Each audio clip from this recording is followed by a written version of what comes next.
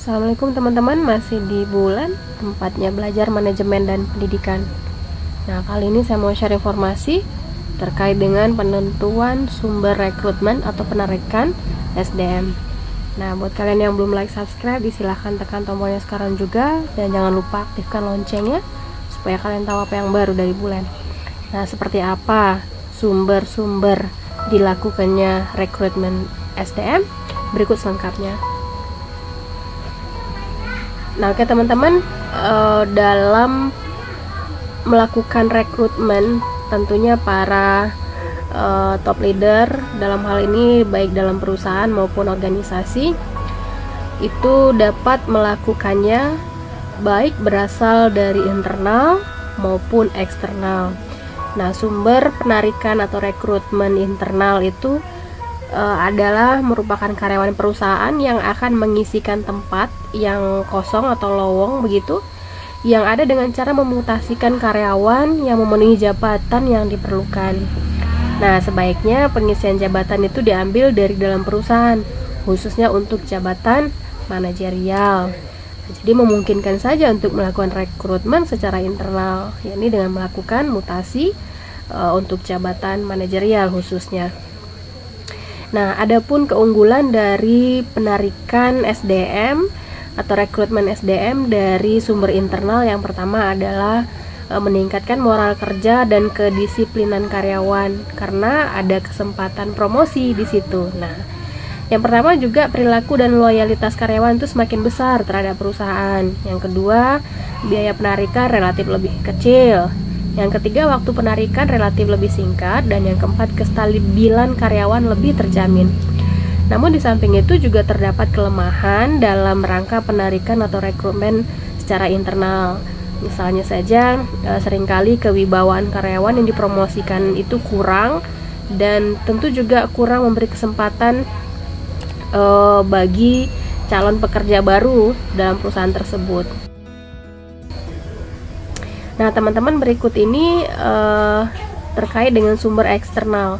Nah, itu adalah rekrutmen yang dilakukan oleh perusahaan terhadap karyawan-karyawan dengan mengambil tenaga dari luar perusahaan. Misalnya melalui kantor penempatan tenaga kerja, diambil dari lembaga pendidikan, referensi karyawan atau rekanan, bisa juga diambil dari serikat buruh, pencangkokan dari perusahaan lain. Kemudian bisa juga dari pasar tenaga kerja, iklan, dan seterusnya.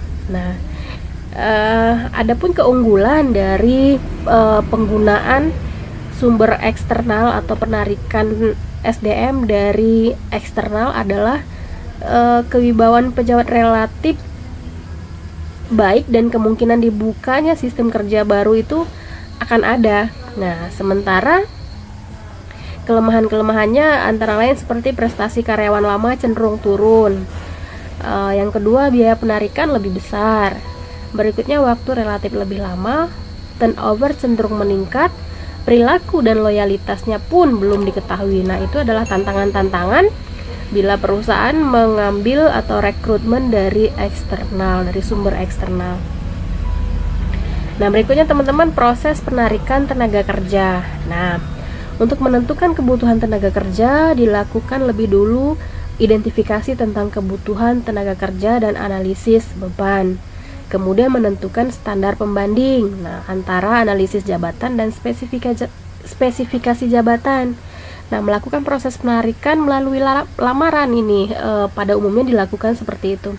Nah, informasi yang diperoleh dan pelamar itu dibandingkan dengan spesifikasi jabatan sebagai standar personalia. Nah, berikutnya, surat lamaran pekerjaan itu biasanya berisi tentang data-data pribadi, status pelamar, keahlian, keterampilan, riwayat, pengalaman, piagam penghargaan, kegemaran, referensi, dan seterusnya.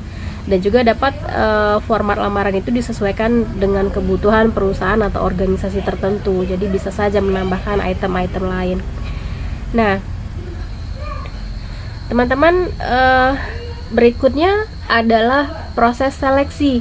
Nah, ketika setelah dilakukan tahapan penarikan baik dari sumber eksternal dan internal tadi, maka berikutnya yang perlu dilakukan adalah seleksi. Nah, ini adalah dimana karyawan itu kan sendiri merupakan aset utama dari setiap perusahaan ataupun organisasi. Nah, karena peranan mereka sangat menentukan berhasil tidaknya perusahaan dalam mencapai tujuan, jadi tentunya perlu dicermati, dan seleksi itu penting untuk dilakukan guna memfilter atau menseleksi tentunya yang best, seperti itu. Nah, setiap perusahaan harus selalu berusaha memperoleh dan menempatkan karyawan yang qualified pada setiap jabatan dan pada pekerjaan. Nah, kenapa? Supaya pelaksanaan pekerjaan lebih berdaya guna dan berhasil guna. Nah, teman-teman, proses seleksi pegawai merupakan salah satu bagian yang teramat penting dalam keseluruhan proses manajemen sumber daya manusia. Dikatakan demikian kenapa? Karena dalam organisasi, sekelompok pegawai dapat memenuhi tuntutan perusahaan atau tidak, itu tergantung pada tepat tidaknya proses seleksi yang dilakukan. Nah, seleksi bukanlah kegiatan yang berdiri sendiri, teman-teman, melainkan merupakan kelanjutan dari proses penarikan atau rekrutmen. Dan saya mengutip teori dari Yode di tahun 81 mengatakan bahwa seleksi adalah suatu proses di mana calon karyawan dibagi ke dalam dua bagian, yaitu yang akan diterima dan yang kedua yang akan ditolak.